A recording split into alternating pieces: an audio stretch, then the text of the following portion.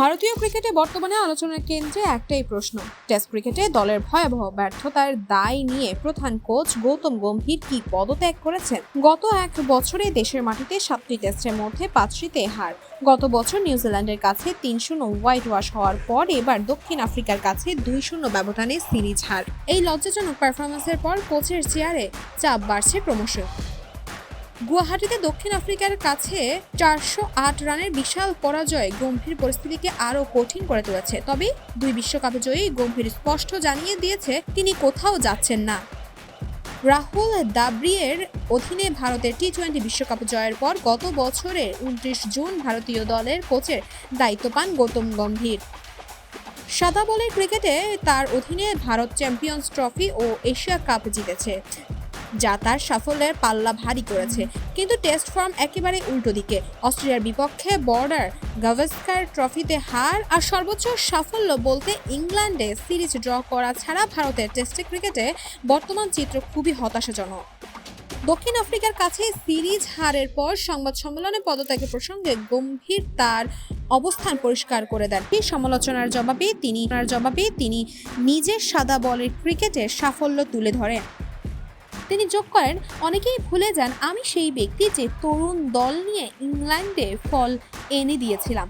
New Zealand নিয়ে সবাই কথা বলে, কিন্তু আমি সেই কোচ যার অধীনে ভারত চ্যাম্পিয়ন্স ট্রফি ও এশিয়া কাপ জিতেছে। এই দলটি কম অভিজ্ঞ, তাদের শিখতে হবে, উন্নতি করতে হবে। আমরা যা যা দরকার সবই করব।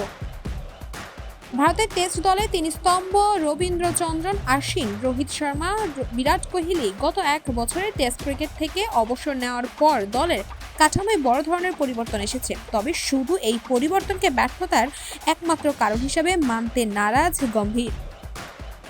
তিনি দৃঢ়ভাবে বলেন, দোষটা ড্রেসিং রুমের সবার, আর তা শুরু হয় আমার থেকেই। আমরা একসঙ্গে জিতি, একসঙ্গে হারি, কারো ওপর আলাদা করে দোষ চাপানোর প্রশ্নই আসে না। এটা দলগত খেলার মূল বৈশিষ্ট্য।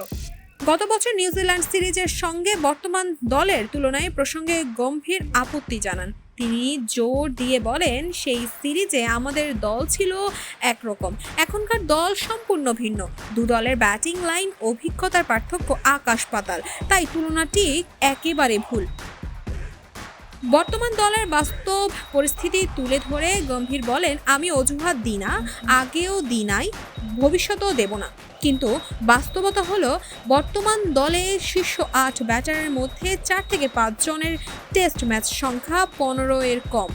তারা শেখার পর্যায়ে আছে, মাঠে শিখছে। কঠিন মানের দলের বিপক্ষে টেস্ট ক্রিকেট সহজ নয়, সময় দিতে হবে।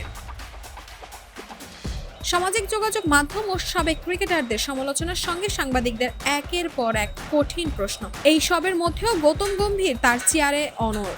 এখন চূড়ান্ত সিদ্ধান্ত সম্পূর্ণভাবে বিসিসিআই এর হাতে নির্ভর করছে।